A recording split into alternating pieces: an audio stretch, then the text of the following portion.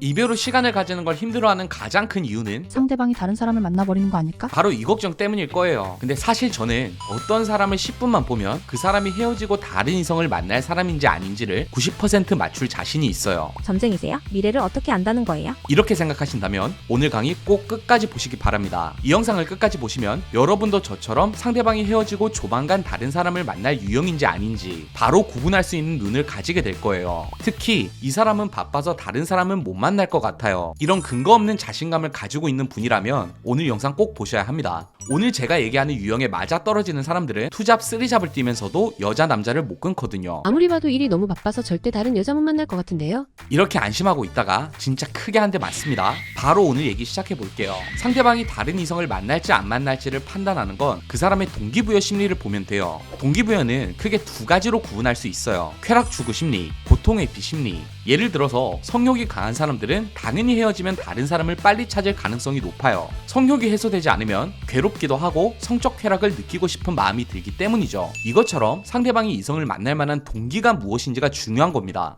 저는 여기에 관련된 세 가지 심리를 여러분한테 말해 드릴 거예요. 이 세 가지 심리만 보시면 상대방이 바로 다른 사람을 만날지 안 만날지 90%는 맞출 수 있으니까 꼭 끝까지 들어보세요. 첫 번째, 의존도 심리. 연애에 대한 의존도가 높은 사람들은 이별 이후의 솔로인 시간을 괴로움으로 받아들여요. 여러분 주변에도 남자 없이 못 사는 친구, 여자 없이 못 사는 친구, 이런 친구들 있잖아요. 이 사람들이 꼭 성적으로 문란하고 남자에 미쳐서, 여자에 미쳐서 그래서 그런 게 아니라 안정감 결핍, 애정 결핍, 이렇게 정신이 건강하지 못한 문제라는 거죠. 이런 사람들은 연애를 시작하면 연인한테 너무 많은 의미를 부여하고 내 삶 자체를 연인 중심적으로 맞춰놔요.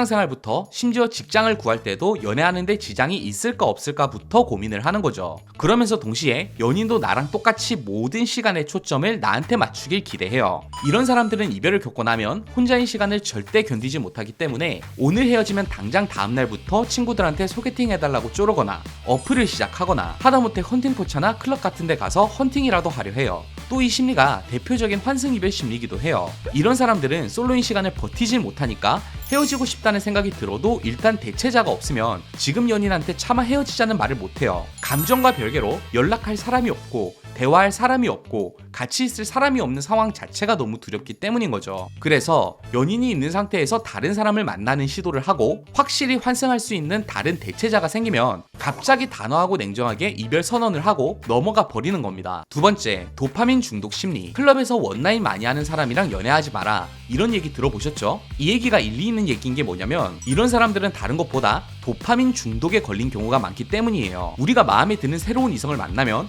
그 자극성은 굉장히 높은 편이에요. 우리 뇌에서는 도파민이 뿜어져 나오고 바로 즉각적인 쾌락을 느낄 수 있어요. 이런 도파민 쾌락은 높은 수준의 중독성이 있습니다. 그런데 이런 중독이 위험한 게 뭐냐면 하면 행복하고 즐겁다가 아니라 하지 않으면 괴롭고 미칠 것 같다라는 거예요. 흡연자들을 보세요. 담배를 피면 지금보다 더 행복해서 흡연하는 게 아니라 담배를 피지 않으면 괴로워서 미치기 때문에 담배를 피는 거죠. 그래서 이런 사람들이 바람을 필 확률도 높을 수밖에 없고 잠시 마음 잡고 나랑 오래 만났다 하더라도 헤어지는 순간 이런 도파민 자극을 찾아서 다른 이성을 빨리 만날 가능성이 높습니다. 세 번째, 자아증명 심리. 이건 조금 다른 심리인데 이별을 선언하는 사람은 항상 마음이 아무렇지도 않고 편안하기만 한 건 아니에요. 예를 들어서 내가 오랫동안 상대방에게 무관심해서 상처가 쌓이고 쌓이다가 상대방 자존감이 개박살이 나고 이별 선언을 하는 경우가 있어요. 내가 이런 대접받을 만큼 부족한 사람인가? 이런 자괴감에서 벗어나기 위해서 가장 좋은 방법은 다른 이성으로부터 내가 사랑받을 자격이 있다는 걸 증명받는 거거든요. 이런 사람들은 주변 친구들도 안쓰럽게 생각해서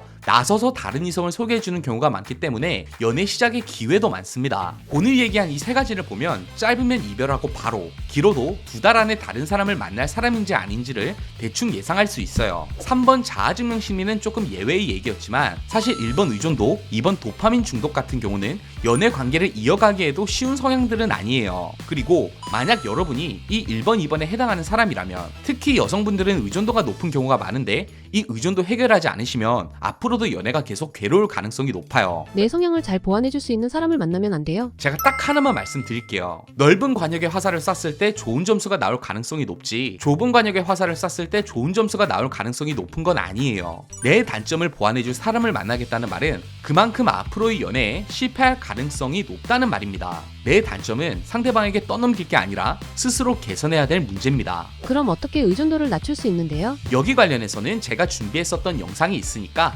영상 오른쪽 위에 카드 누르고 들어보세요. 이것 말고도 제가 여러분을 위해서 재회의 전반적인 개념을 한 권의 책으로 정리해뒀어요. 이 책 하나만 보셔도 한 달 내도록 재회 영상만 봐도 못 배울 지식들 2-3시간 만에 배우실 수 있으니까 꼭 받아보세요. 책값은 구독과 좋아요로 대신하겠습니다.